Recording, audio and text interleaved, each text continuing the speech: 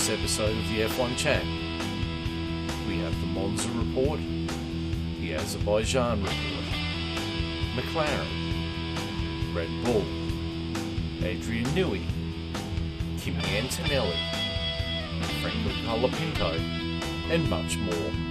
All that on the F1 Chat. Exorbitant amounts of window licking achieved. Hey McLaren. Hello out there in Internetland. This is episode 18 of the F1 Chat. I'm your host, Phil Lamington. Seated to my right is a man known as Hey McLaren at Irish Murphy's. That's JB. JB, how are you, my friend? I'm good, except I'm on your left. That too. You could be mistaken for Lance Stroll, you window liquor. Just paint jam on my visor. Known as Ian McLaren at the Irish bar. Yes, I'm good. Dirty old toad. I'm good, and the Irish are good. And joining us via satellite at the other end of the video scoop, is a returning Longhorn. Longhorn, hello, my friend. How are you? I'm good. I mean, I'm not Hay Williams because apparently no one cares but me, but I'm doing pretty well. Science cares. Franco Colapinto cares. Yeah. Fucking oath he does. Fucking oath he does. It took him 2 races and he got more points than Logan Sargent has in 18 months. Oh, I have been dreaming of this day for 18 months. And the rookie from F2 can come in and do... Oh, we'll get to it. Oh, God. Just proof Americans can't drive in F1. No, but they can say that they're better than Max Verstappen because they can win races on a dirt circle. I can remember the name of that guy. Oh, I think it was. That was the worst take ever. Go fuck yourself, NASCAR. It's funny. Longhorn just said something, and then you've got to go fuck yourself. It's just like, wow, that escalated fast, didn't it? All right. Am I coming through delayed as well? Yeah, a little bit. Yeah. Right. So it would have come off nicely. So this is going to be a double episode because we didn't do the Monza episode due to the fact that I was busy going down to Bris Vegas to see Killswitch Engage and Iron fucking Maiden up the irons. So we're gonna do both in one go. So we're gonna start with the F2 report for Monza, unless Brody's gonna say no, fuck that. No, fuck that. Right, sweet. Moving on to the F1 report of Monza, the Cathedral of Speed. The Cathedral of Speed, baby. 2024 Pirelli Italian Grand Prix from the Cathedral of Speed. Monza. Lap 1, Lando Norris starts on pole position alongside McLaren teammate Oscar Piastri. Oscar Piastri dive bombs Lando Norris for the lead of the race on the first lap. Lando losing out to Charles Leclerc as well. Lap 2, Hülkenberg and Ricciardo are noted for an incident. Max Verstappen complains he was squeezed by Lewis Hamilton as well. Lap 6, Nico Hülkenberg pits for a new front wing after contact with Yuki Tsunoda in turn 1. Lap 7, Yuki Tsunoda retires from the Grand Prix with damage caused by Nico Hülkenberg slamming into his side pod. Lap 9, Daniel Ricciardo is handed a 5-second penalty for his earlier collision with Nico Hülkenberg. Lap 10, Nico Hülkenberg is handed a 10-second time penalty for his collision with Yuki Tsunoda. So Hülkenberg was a busy boy in the first laps. Lap 11, Sergio Perez passes George Russell for 7th. Kevin Magnussen passes Daniel Ricciardo for 11th. Lap 12, George Russell pits for a new front wing and a fresh set of hard tyres, needing to one-stop the race to go to the end. Lap 15, Lando Norris pits for hard tyres in an attempt to undercut Charles Leclerc. Lap 16, Charles Leclerc and Lewis Hamilton pit for hards. Lap 17, Oscar Piastri pits for hards. Lap 19, Daniel Ricciardo is handed another 10-second time penalty after his mechanic touched his car before the initial 10-second time penalty had been served. Lap 23, Max Verstappen pits but has a bad 6-second pit stop. Lap 33, Lando Norris pits for hard tyres. Lap 38, George Russell passes Sergio Perez for 8th. Lap 39, Oscar Piastri pits for hard tyres. Lap 41, Lando Norris passes Max Verstappen for 4th. Lap 42, Max Verstappen pits for medium tyres. Lap 45, Oscar Piastri passes Carlos Sainz for 2nd. Lap 48, Lando Norris passes Carlos Sainz for 3rd. And lap 53, Charles Leclerc holds on to win the Italian Grand Prix in front of the Tifosi from Oscar Piastri and Lando Norris. Lando Norris gets fastest lap, Charles Leclerc gets driver of the day. In 3rd place is Carlos Sainz for Ferrari. 4th place is Lewis Hamilton for Mercedes. 5th place is Max Verstappen in the Red Bull. 7th place is George Russell in Mercedes. 8th place is Sergio Perez. 9th place is Alex Albon in the Williams.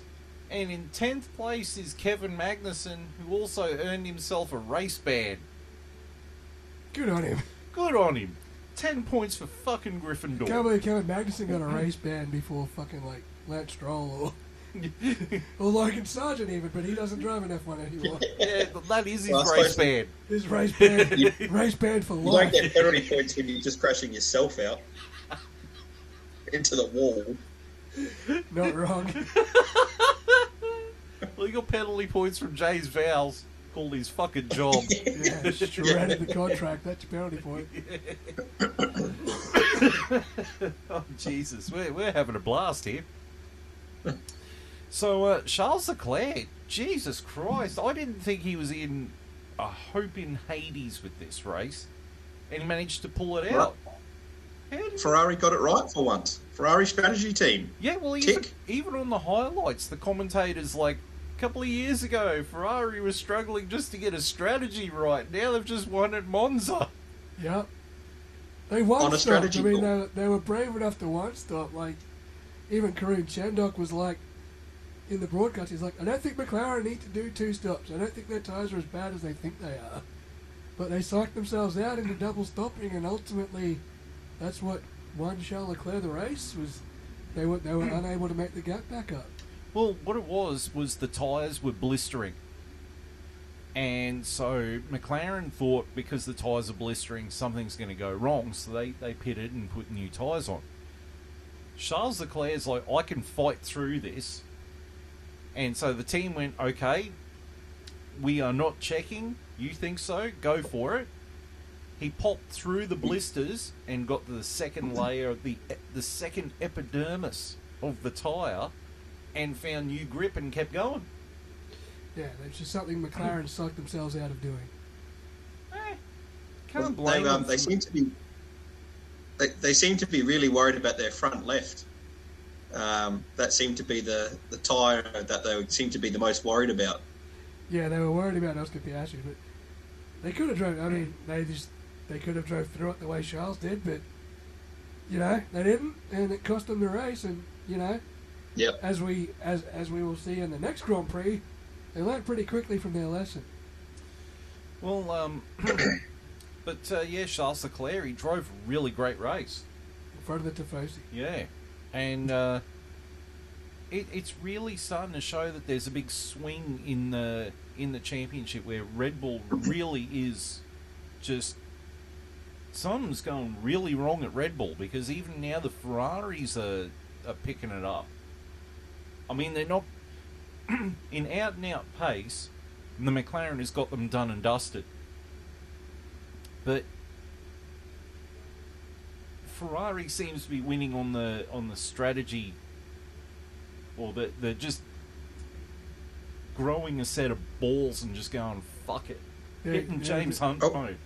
Yeah, being a bit more brazen about it. I would also say that the Red Bull's even stepped back another peg, and it's probably about on par with the Ferrari, if not the Ferrari a little bit better at the moment. I would almost even say that the Red Bull's gone down to maybe the 3rd or 4th best car on the grid, because if Max Verstappen's only getting, what do you get in this race, P5? P6. P6, and you know, and the next race as well, which we'll get to, Max Verstappen is struggling. There's a problem. Yeah. It's not even that like Max Verstappen isn't winning races anymore. He's not even on the fucking podium anymore. He's not even within a shot. Yeah. Like, that's how far backwards this Red Bull's gone. And the funny thing is that Sergio Perez has come out and said, you know, everyone was giving me shit about how I couldn't drive the car. And now Max Verstappen is going through the same things that I was going through this year with the car. And now everyone's like, oh, it's the car. Before it was me. Like, even we were like that. We were like, Sergio Perez is driving like shit. And Max Verstappen's skating off into the distance. Now the car is completely shitbox, and now both drivers are in the same boat. Even worse. I would still say though that as true as that might be now, Max Verstappen is still the kind of driver that managed to find a way to win 8 of the first 10 races of the season.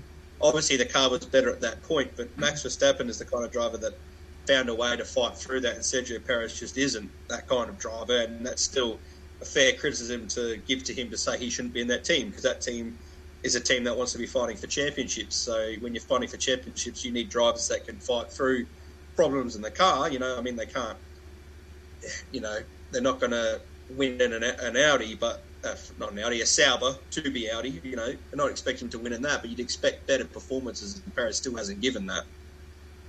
Yeah, but it also highlights to me something, I think this is the third time I've said this, that it's really starting to show that since Adrian Newey has left the team, they don't know how to fix that car. The arse is falling out of that team, the arse is falling out of that car. And I tell you what, for all the shit we're giving Sergio now, he's finishing 8th, Max is finishing 6th. Like, they're almost even kill. Yeah. Results-wise now. That's how far back Max has fallen, is that, you know, Sergio's shit, he's not dragging the car up into the top 5. But Sergio's sort of where he's been. Max is so far back now that he's almost on Sergio's level. Like, yeah. that's scary. That's scary from a Red Bull perspective. Like, you know, Sergio's not driving worse, but Max Verstappen's fallen that far back that, you know, that's how bad the car is, and that's how bad Max, you know, can't fix the problems anymore. Yeah. Right. It makes me really think that this Drivers' Championship's really up for grabs now with how bad this RB has fallen back. I don't think it's this championship that I honestly thought Verstappen would still find a way to win, even with some poor performance. The car's getting to a point now where I'm feeling like I don't know if he's going to be able to hold on to it because the performance out of that car's so bad. Right, well, we're gonna move on because I reckon we're gonna come back to Red Bull a little bit later. But key drivers for me in that race, the first one, Oscar Piastri. That was a brazen move he did on Lando Norris. That was a I don't give a fuck about your championship fucking move into the first chicane. Holy fuck! That's called my manager suffered multi-21. I'm like, not copping this shit. Papaya rules my ass. Shove him. That's exactly what I thought. Hey, as he was screaming down beside him, he was just yelling, multi-21! Just like... Eat shit, Vettel! And I tell you what, in the championship standing too, he's fucking catching Lando. Yeah. Like, Lando might not actually be the lead McLaren driver in this championship for long if he keeps it up. Well, my next key driver was Lando Norris. Not for me.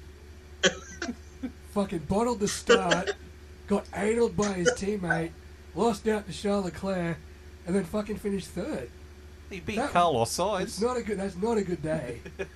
That's not a fucking good day. His qualifying lap was fucking brilliant, but that's not a good day in my books. I love how the expectations of my team has completely changed. It's just like, fucking 2 years ago, I would have sucked dick for like a Lando Norris podium, and now it's just like, nah, 3rd place isn't fucking good enough, man. Like, for fuck's sake, pick it up.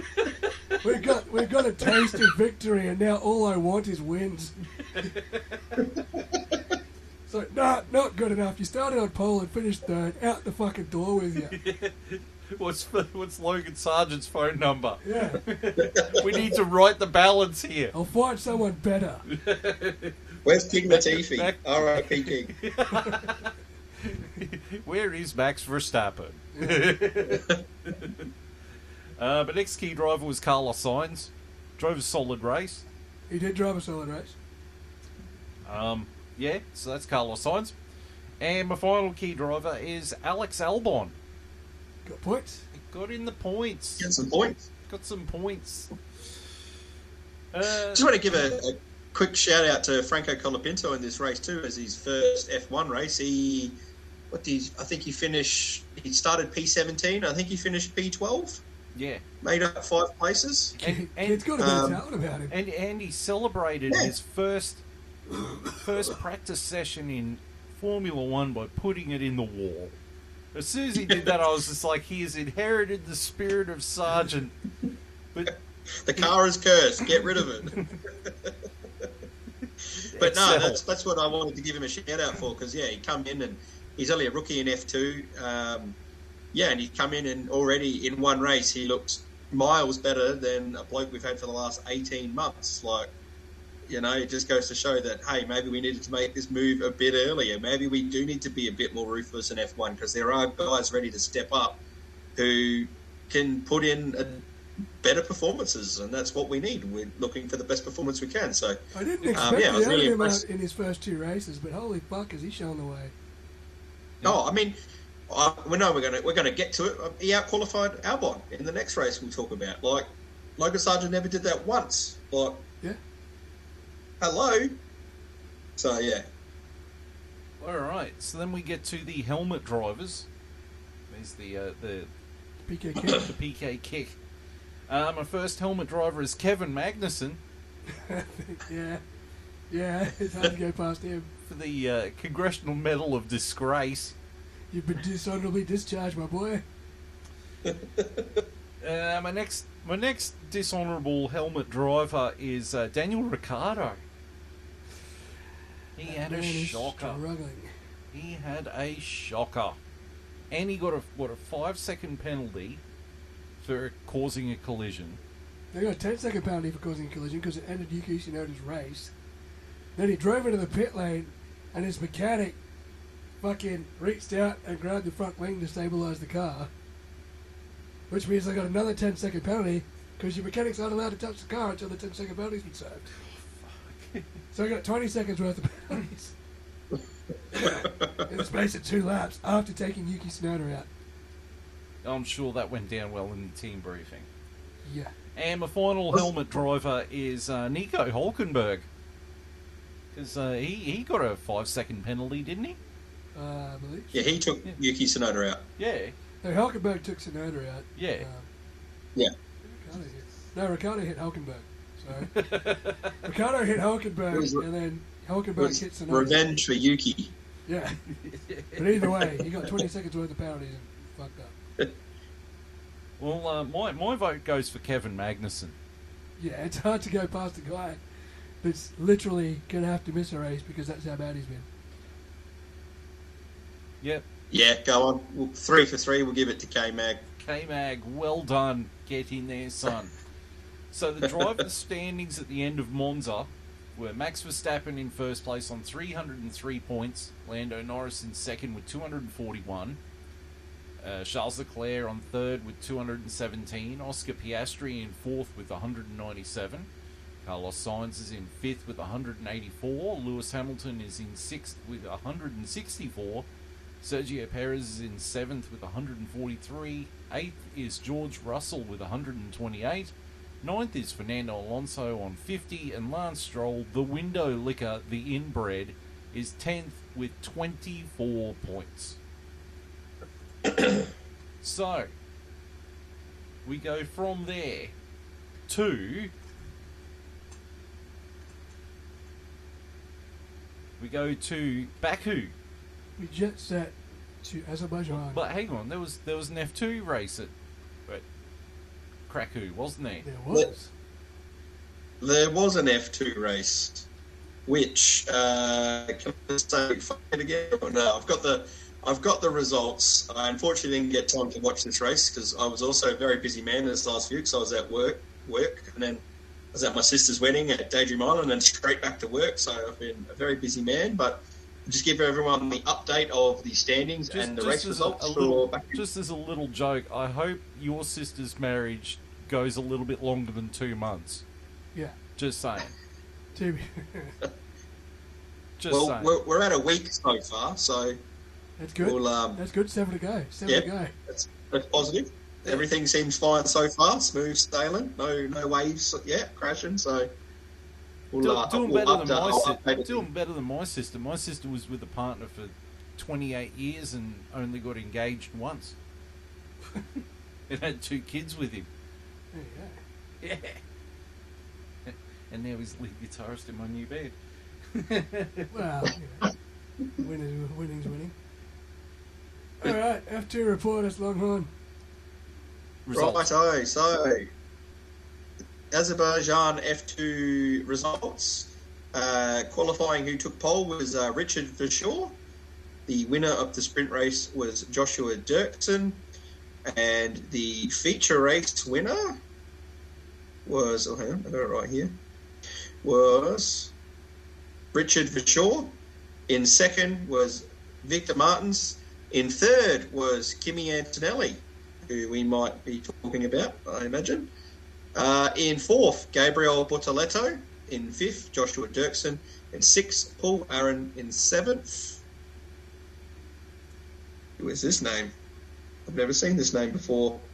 In seventh, it's probably Oliver Behrman's replacement driver, because I've never seen this name before. So I'm just looking at the initials, and I've never seen it. So I have to get back to everyone on who number 7 is. But eighth was Jack Crawford, ninth was Dennis Hauger, and 10th was Kush Miney.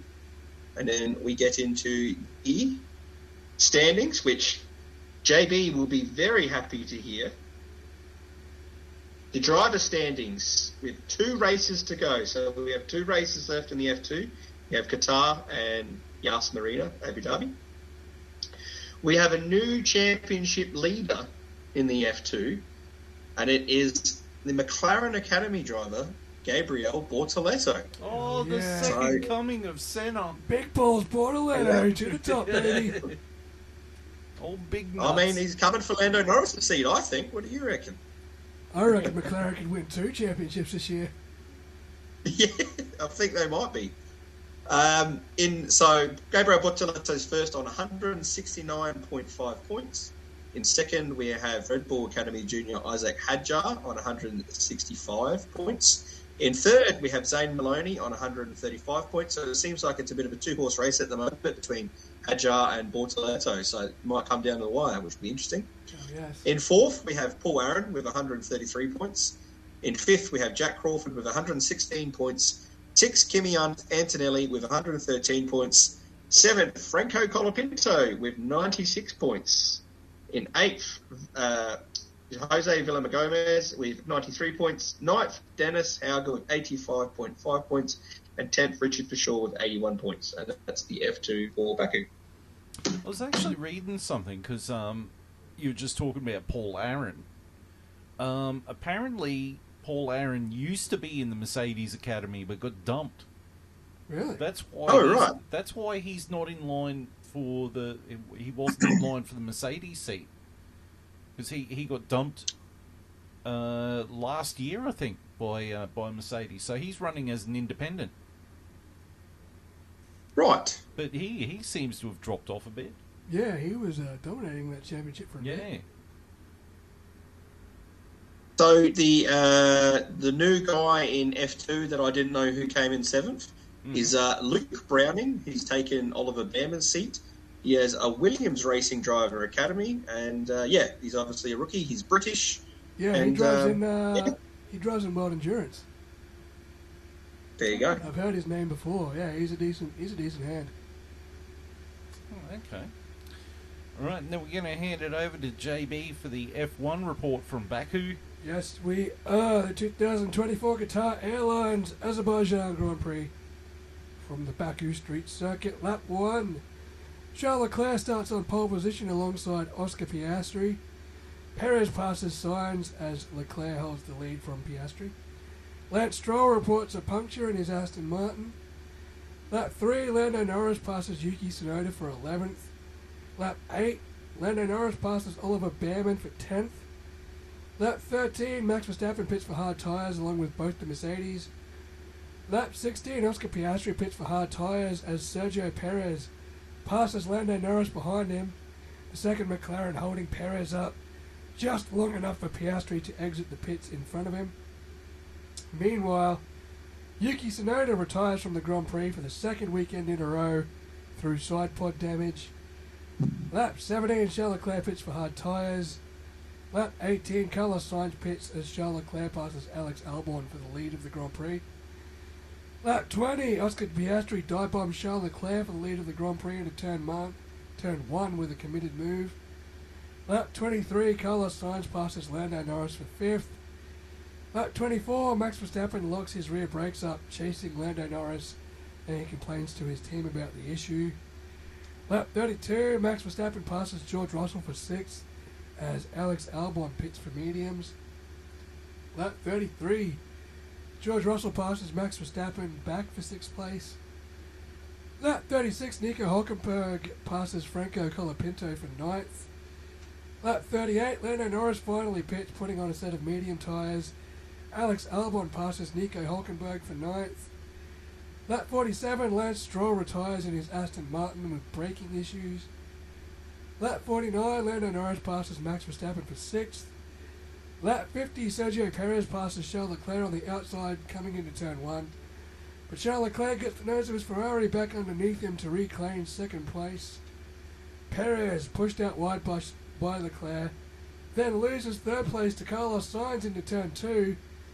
But Carlos moves back towards Sergio down the next straight, and the two make contact, slamming into the wall and out of the race. The virtual safety car deployed. Lap 51, Oscar Piastri wins the Azerbaijan Grand Prix under yellow flag conditions from Charles Leclerc and a lucky George Russell. Lando Norris gets fastest lap. Oscar Piastri gets driver of the day. In 4th place was Lando Norris in the McLaren. 5th place was Max Verstappen in the Red Bull.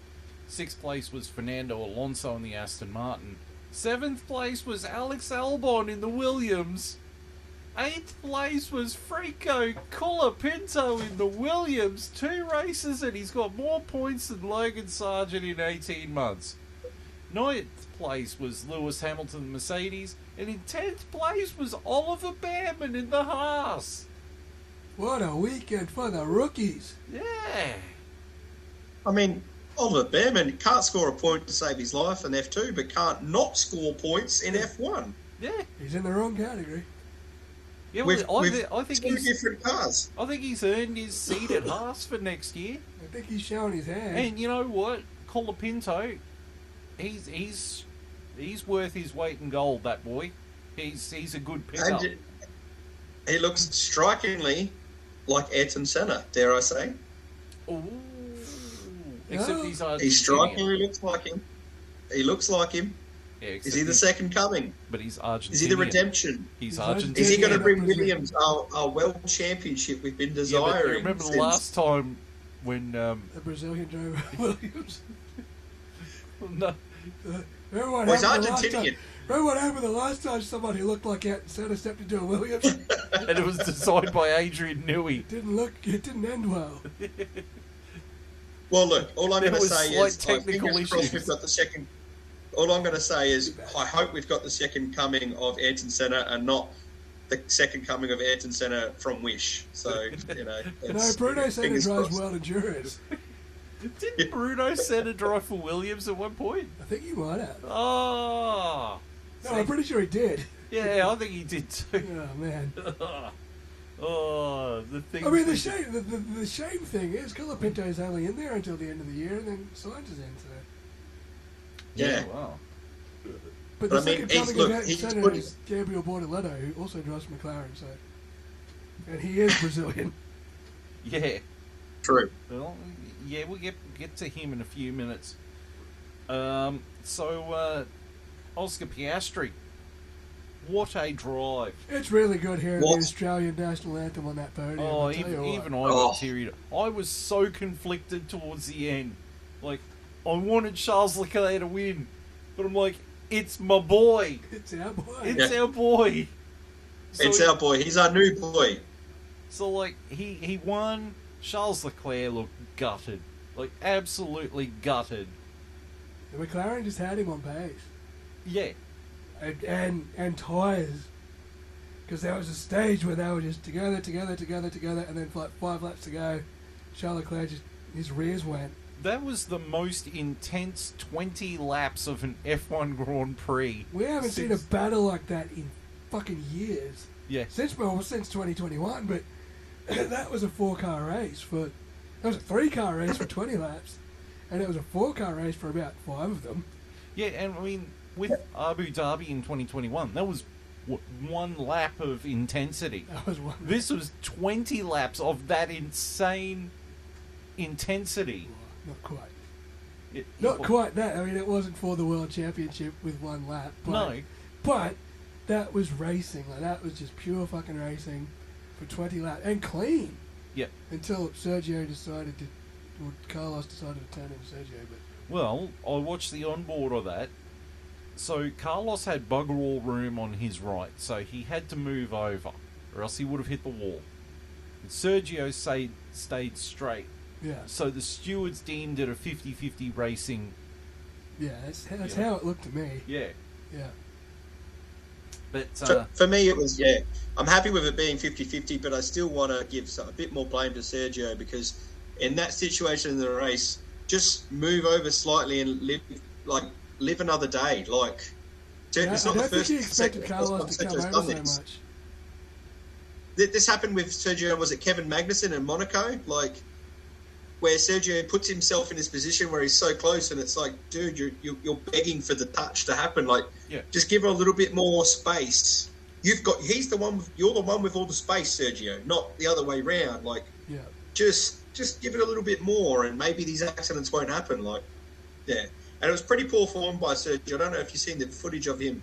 People were saying he went to check on Sainz, but he just walked over Sainz and hit him on the helmet and was like, what were you doing? Like Sainz could have been concussed, could have been, like, you know what I mean? Like, I don't know. I'm really off Sergio Perez at the moment. I don't rate him. And Did you see the cool down room? Did you see the cool down room after the race though?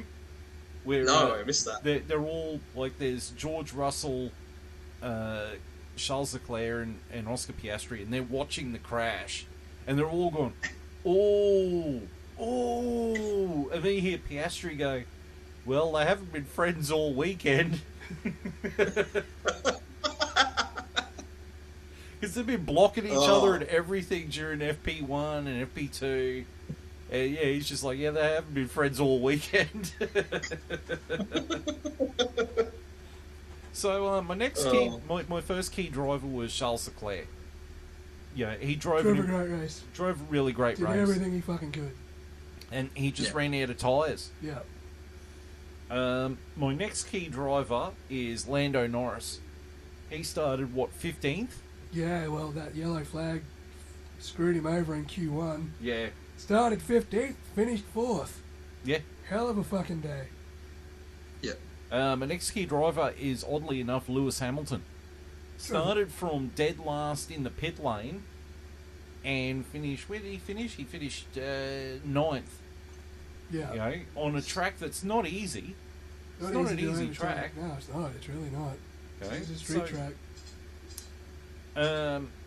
Next key driver is Alex Albon. Hell yeah. Yeah. Drive. Getting some bang for the Williams team. Back-to-back points finishes. Yeah.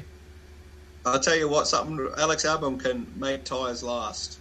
He seems to be pretty handy on extending a set of tyres out. It's not the first time he's had to do this to get us points, and I know it.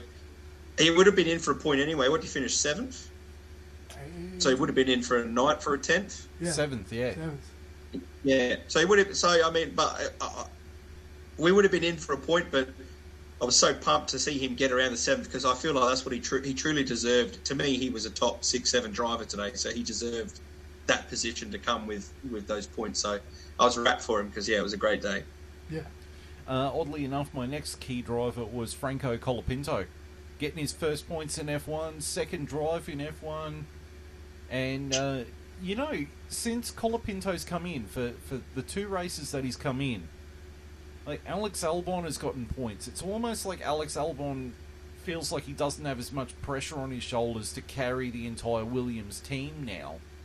He's got a competent co-driver with him. Yep. So, someone to push him. yeah. Yep. And I mean, Colapinto, second race, one of the hardest tracks I don't think he's driven around this track before, I don't think. No, I don't think Formula 2 goes that much. And he's gotten in there, and he's got some bank for the team. And, you know, he out-qualified. He's got more points than Logan Sargent in 18 months. You know? Yep. The proof is in the pudding. The proof is in the pudding. Two races, and he's already put up more performance in than we ever got out of Logan Sargent. He hasn't totaled the car. He's had a couple of little things in free practice, but that's expected when he's just come in. You can forgive all that.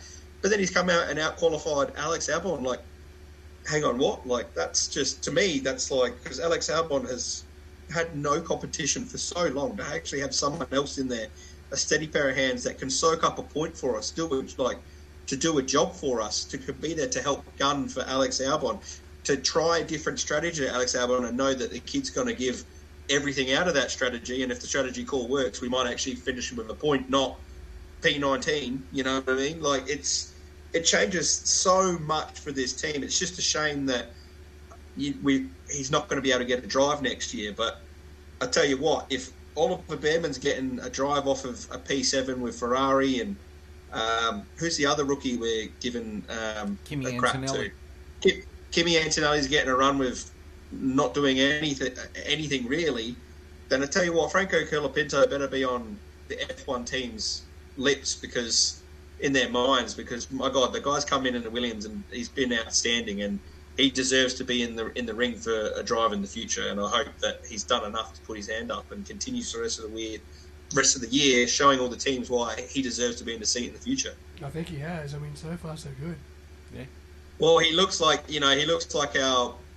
Basically, once Sainz's contract's up, put Colapinto in.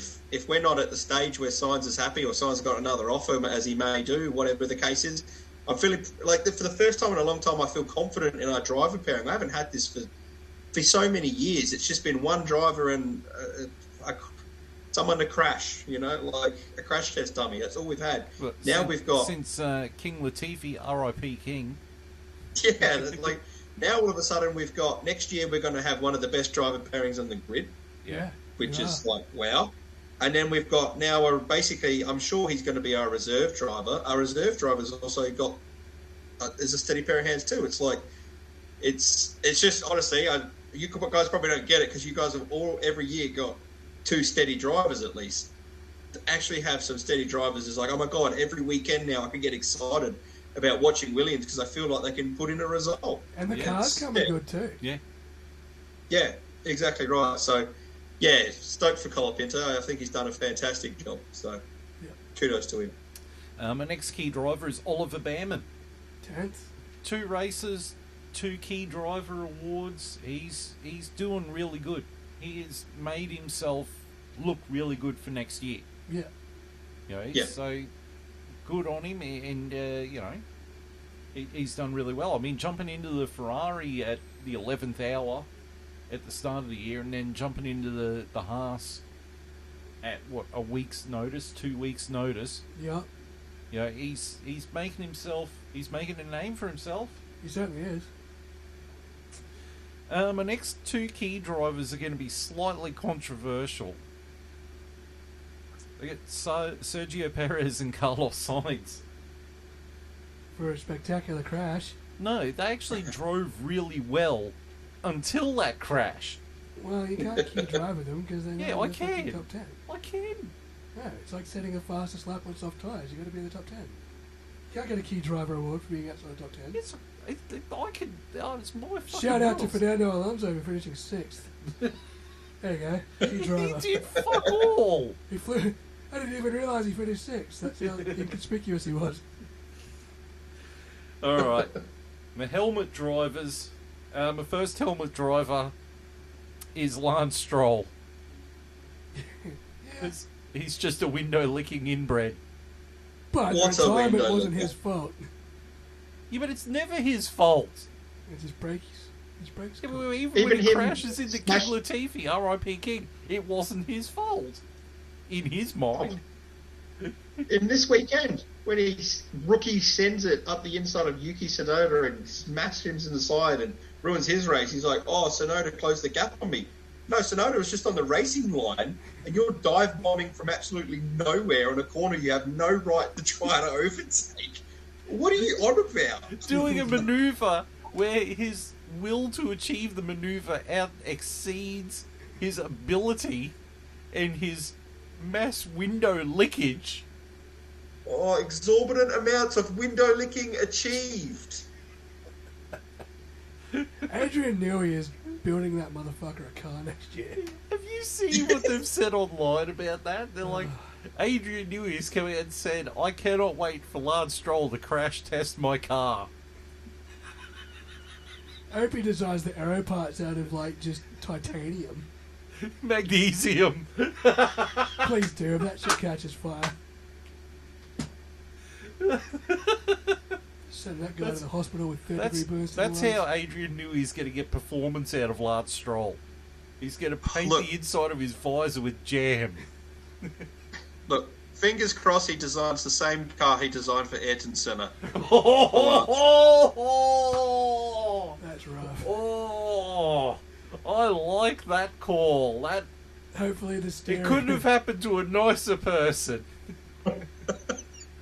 And I'm not talking about Senna. You know what to say here. Don't tell you about Senna there. No. I'd like to know, if that happens, will Lawrence Stroll cry on Drive to Survive?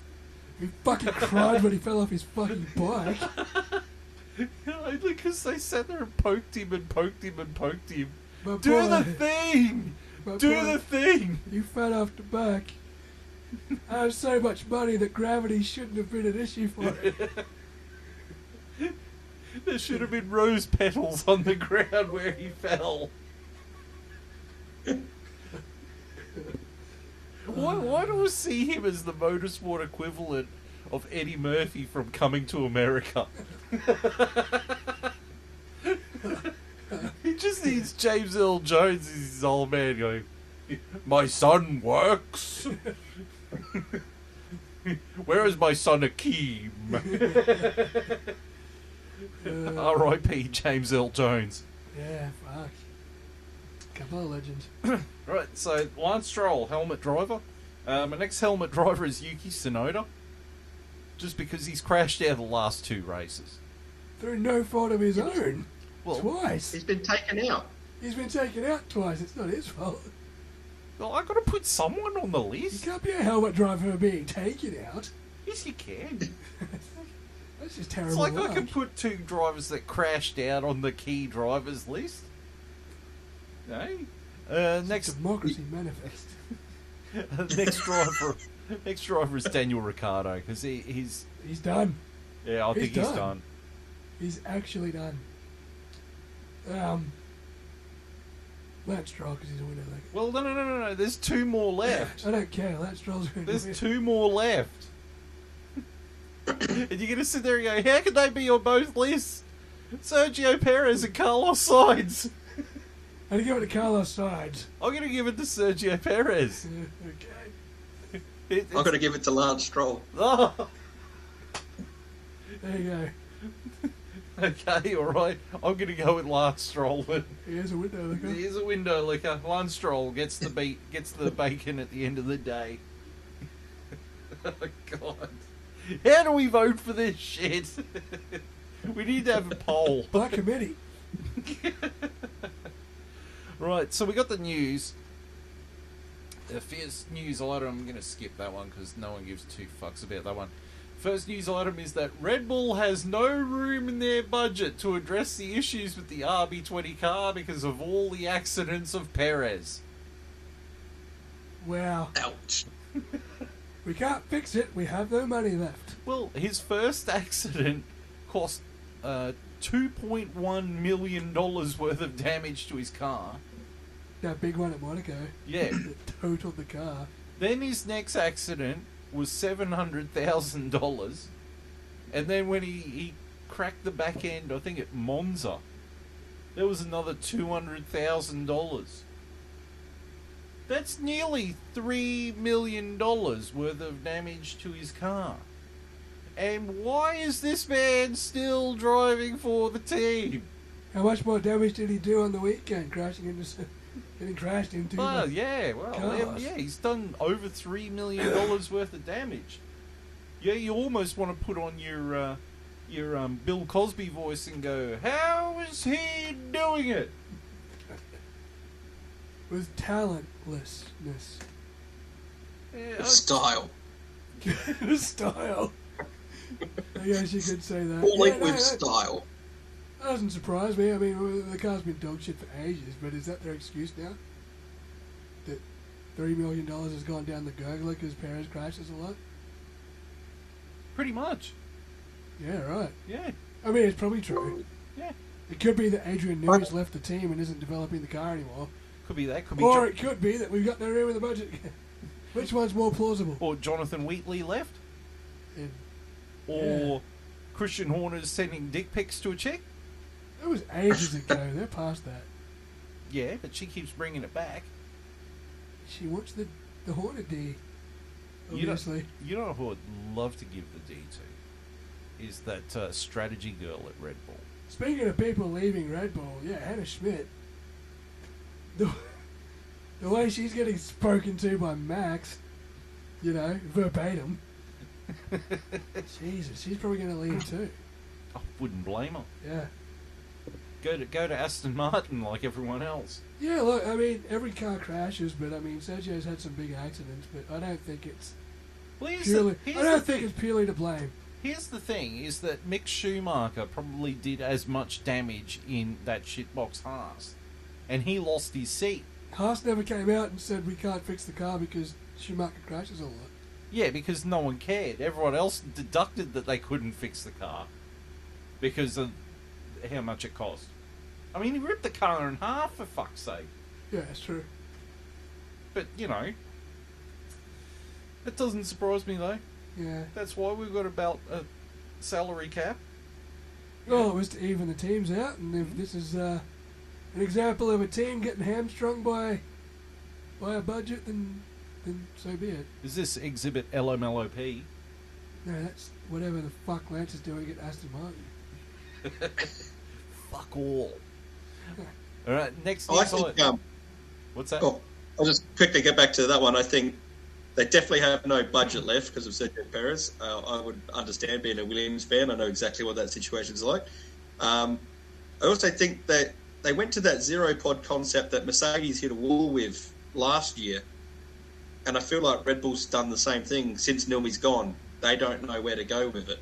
And they've just hit the wall and the performance has just dipped. And without Adrian Newey there, the wizard, to figure it out, I feel like they're kind of buggered. Maybe they're just trying to divert that being the issue by saying it's Sergio Perez, even though it could possibly very much be the fact because he has had a lot of crashes that's cost him a lot of money. So I think it's a bit of column. It's a bit of column A in Sergio Perez that cost him a lot of money, but it's a fuckload of column B in the fact that Adrian Newey ain't there to bail them out anymore. But it's easier as a news headline to make it sound like it's column A. But we all know it's fucking a heap more column B. Yeah. You ain't fooling no one, boys. So the next news item is that it was announced that Kimi Antonelli will be racing for Mercedes in 2025. Now, the key thing to notice is in the press release it says it's only for 2025. So he's got a 1 year deal. He's got a 1 year deal. stopgap. It could be that, or it could be, let's see if this kid can hang and give us results. If he doesn't, then we've got Logan Sargent's phone number on speed dial. We can give him a tingle. They could probably snatch Franco Colapinto if they wanted to. They could probably hire Fernando Alonso. He'll be driving until he's 90 fucking 5. No, they keep giving him a fucking seat. You know, I think their play will be Max Verstappen's till like 2028 or something, isn't he? yeah, but there's rumours going around that Mercedes are quite willing to buy him out of his contract to get him to jump ship. And at this point, Max would probably go. Yeah. If the car's dog shit at the start of next year, if the car's dog shit next year, and I don't think it's gonna, I actually think it's not gonna be great next year. No, I think... With Newey gone, No. I don't think this car gets much better. But the Aston Martin doesn't actually get Newey actually working on it until 2026. Yeah, but the Red Bull's not getting Newey working on it at all after That's this. right. Yeah, honestly, if Max has a shit year next year, and Antonelli doesn't set the world on fire, and well, let's see, Max Verstappen to Mercedes in 26. Yeah. You know what? Red Bull next year, I reckon it's going to be like Williams in 98 and 99, when they had the SuperTech Mechachrome engines, and they hadn't developed the aero, so I was still trying to run Adrian Newey aero from 96, 97, with a SuperTech rebadged Renault engine, and a stupid livery that made it look like a budget Ferrari. You remember that? I do remember that shitbox of a car. Yeah, because it was confusing watching the telecast, thinking, oh, it's a Ferrari. No, it's not. That's fucking Williams in the wrong colours. Yeah. Because it was in red. Like, why is it Williams in red? The fuck? Disgusting. Disgusting! Disgusting. Yeah, look, hey, look, he gets his chance. It's the worst kept secret on the F1 paddock that Kimi Antonelli was going to Mercedes. Now he gets his fucking shot. See if he sets the world on fire the way Colapinto's come in and Bamman's come in. Not Logan Sargent, obviously. But Or King Latifi, R.I.P. no, King. no pressure, kid, but you've only got one shot at this because they've only given you a 1 year deal. Yeah. Yeah. I wonder what this does for F2 in the sense that usually the pathway has been is, you win F2 and you may get a shot on F1 because it's so hard to get in. But this year we've sort of just gone with guys that are part of academies. I mean, Behrman hasn't won anything in F2. He's not even in the top 10 and he's secured a seat. I mean, albeit well-deserved from his performances. And then Kimi Antonelli, again, hasn't done anything. And he's got a seat with Mercedes. So where does the winner of F2, where does this put us? We've got Dragovic from last year, the winner. Where does he go? What does this do for F2? Because it's kind of basically just really luck of the draw roulette, how you get in. Hopefully you're linked to the right academy at the right time, you get the right opportunity.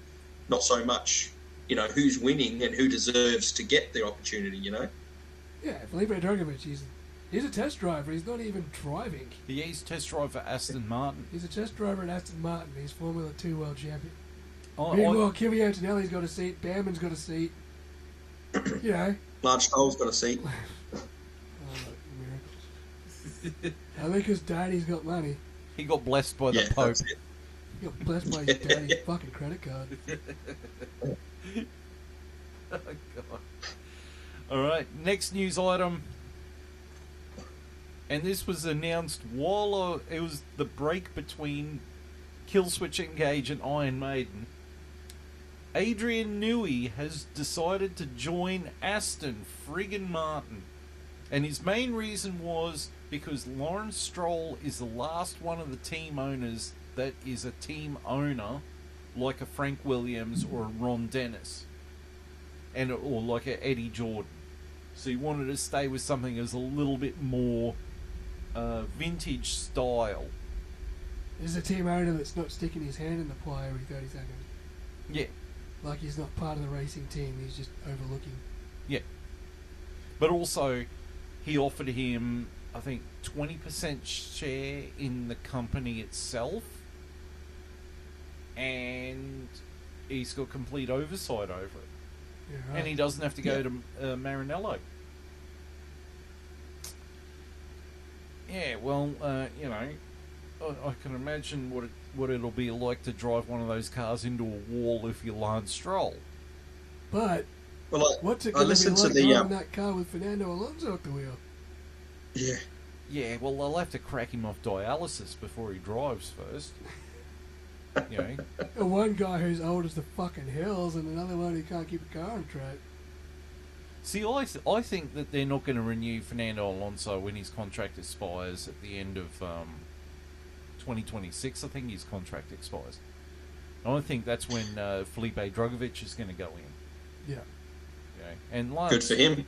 Lance Stroll, like at some, I think Newey's going to get in Lawrence Stroll's ear and go, mate, your son ain't cutting it. And he's going to have to make a choice between keeping Guru Newey or dumping his son. I don't think he wants to dump his son, no matter the cost. I mean, the guy's willing to fork out more money known to man to keep his son there. What's it going to take? Like, Death. what? And who's he picked to bring that to fruition? Adrian Newey, Someone the with legend experience. killer. Legend killer Adrian Newey. Oh shit! Does that mean he's going to kill Fernando? He's going to RKO him from out of nowhere. Out of nowhere. With a steering column that breaks mid-corner. I listened to the High Performance podcast today with Adrian Newey. They actually interviewed him, which is a pretty interesting interview. If anyone's interested, listeners, to check it out. The High Performance podcast. And they were talking to him about everything with the move to Aston Martin, and he said his main reason was he felt like he needed a challenge. Red Bull wasn't challenging for him anymore. And I tell you fucking what, he's picked a fucking challenge. Designing a car. He's handing a fucking window licker and a fucking rocket. Geriatric and a window licker. Fuck. A geriatric and a window licker. He's going to hand him a fucking masterpiece of a car. What a waste of space. That's a great... Rocket-powered Mohawk is right. It's like handing a virtuoso violin to a fucking monkey. Is he going to make sweet music with it? No, he's probably going to try and shove it up his arse. Correct. Absolute most Spatial awareness. most accurate description of what Lance Stroll is going to do to that thing.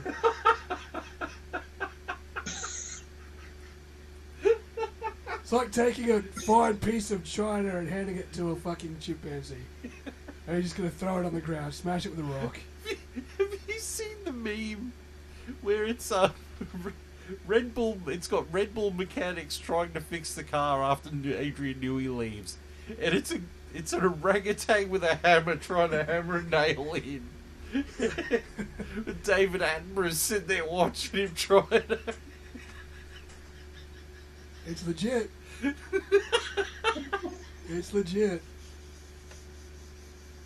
Oh gosh. It's so accurate. It is so accurate. Oh man, I can't believe. Alright, the next news item is that it was just announced right before we hit record that the FIA is examining McLaren's rear wing. Yeah, sneaky rear wing is under scrutiny. Because it flexes a little bit and causes a little bit of a DRS type of situation. Yeah, the DRS flat raises a little bit when the car's at maximum speed. Because the wing edges flex down and the flat raises a little bit. And apparently that's illegal. I call bullshit. Let us innovate, damn it. It's not illegal in the bedroom, let's put it that way. Yeah, no, because McLaren's winning races now, everyone's up in arms about the car being illegal. Well, you know who's complaining. Now we've got to find something It's wrong. Red Bull. Yeah. Red Bull, the masters of fucking aero innovation, are fucking bitching at us because we figured out you know a way to make our wing You know what I really want to see? I really want to see this. In the team principals meeting this weekend in Singapore, right?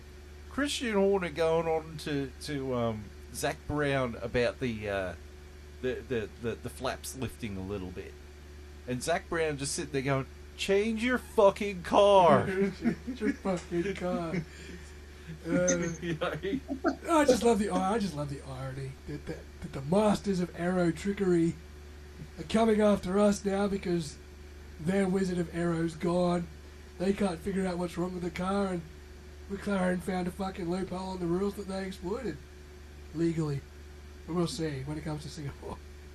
Until this weekend when the FIA says, no, you can't do that anymore. And then That just seems to be Formula One, doesn't it? It is. Formula One just seems to be... It's just hamstringing innovation. which is what this Yeah, sport was it's meant all to about be for the about longest time. innovation. This For sport was one- all about innovation for the longest time, and the FIA is like, no, you can't do that. And it's like, Yeah. Well, It's just every other team manager whinging as soon as their car not. Why car no fast? And they just point the finger at the car that is fast. if you want to blame someone for exposing that there was a little bit of flappage on that rear wing, blame Sky Sports for sticking a camera on the back of the car. they've got cameras on the back of all cars, and the FIA uses that camera to measure the flex on the rear wings anyway. And they haven't said fuck all for the last 2 races, so why is it an issue now? Because someone made an official complaint about it. It wouldn't be a guy who's sending photos of his dick to some random girl while he's got a Spice Girl sitting at home. Wasn't a Would random girl, wasn't it? That office chick that got booted? It was, yes. Yeah, that's not a random girl. It's not That's Hannah workplace Schmidt. harassment. It's not Hannah Schmitz. No, it's not Hannah Schmidt. No, because, you know, I wouldn't mind sending photos to her. 'Cause she's nice. No, I'm sure she's nice. She's married with 2 kids. You know, I've already looked up her Wikipedia file. Yeah. So, yeah. No, she doesn't have anything up on Seek yet.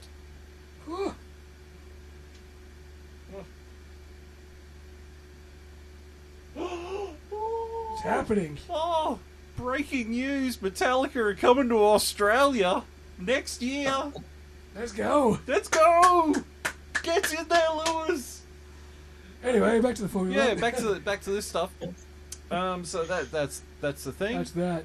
And then the last thing is that the race for the final, because it's pretty well assured that Liam Lawson's going to get the RB seat. Yeah, so this is probably going to be Daniel Ricciardo's last Grand Prix. So there's a few names up for the Audi seat.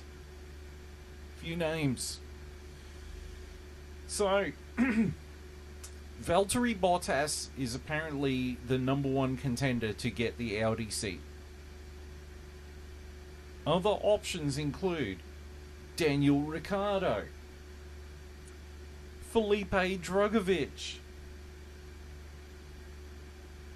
Franco Colapinto, and the last one, and I said we'd get back to this name a little bit later, Gabriel Bortoleto. There are some options there. Yeah. There are some real options there. But I mean, they left out the biggest option, the biggest get for the team possible ever. Logan Sargent. Yeah, They left that name out. Like, I His don't know name. why. I don't know why they skimmed over him, to be honest.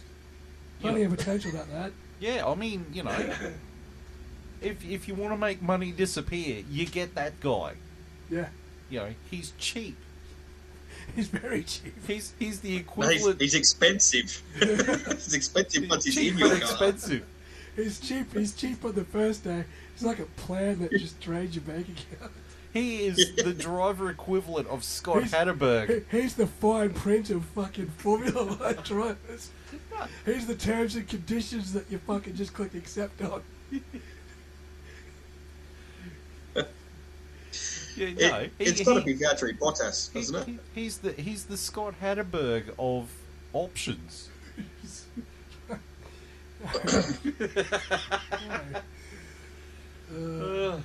Yeah. Look, I think Valtteri Bottas is going to get the seat. Yeah, it's just you need that Yeah. continued stable hand. Yeah. As soon as that Sauber's been, Valtteri's been stable. Yeah.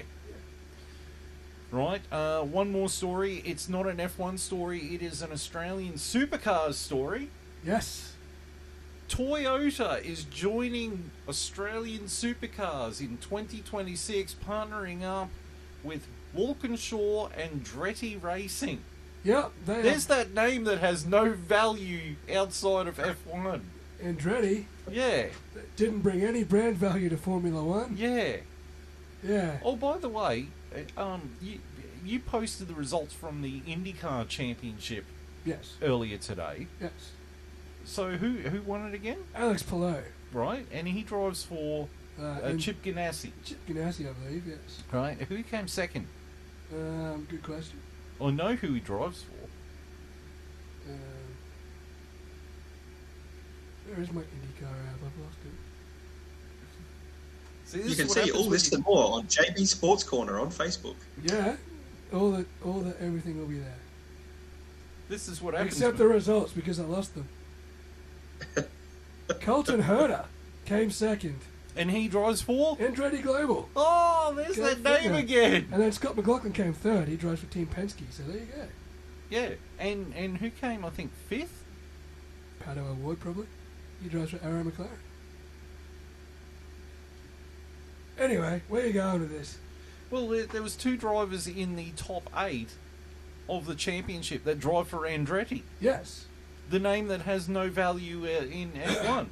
Has no value in F1, but it has value in IndyCar. It has value in Australian supercars because they're bringing in the Toyota Supra as a 2-door coupe into the Australian Supercars Championship alongside the McLaren, the Camaro, and the Mustang. Although I think the Camaro is going obsolete, so I don't know what Chevrolet is going to do there. Yeah, but they're going to be running what a modified Supra, isn't it, with a V8 in it? Yeah. Yeah.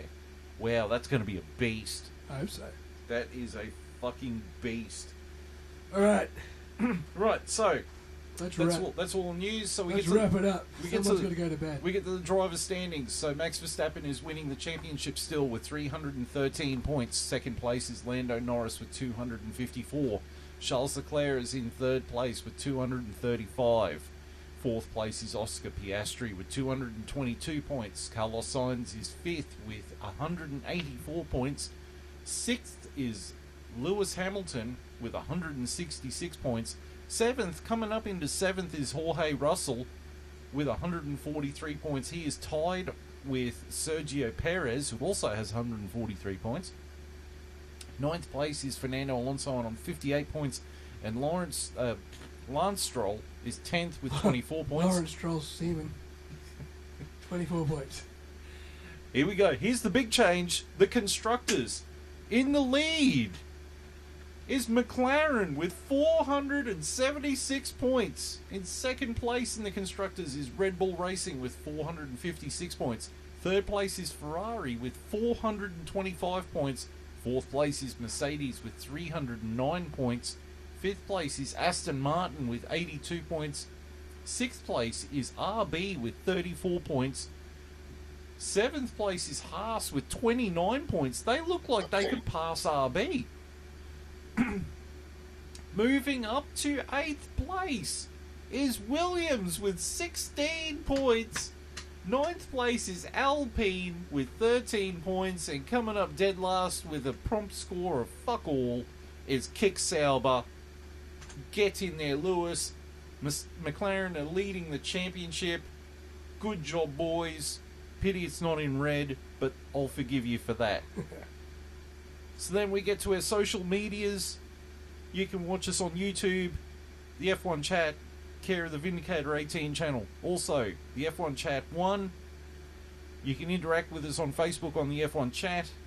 We are on X with the F1 Chat 1. Don't forget the 1.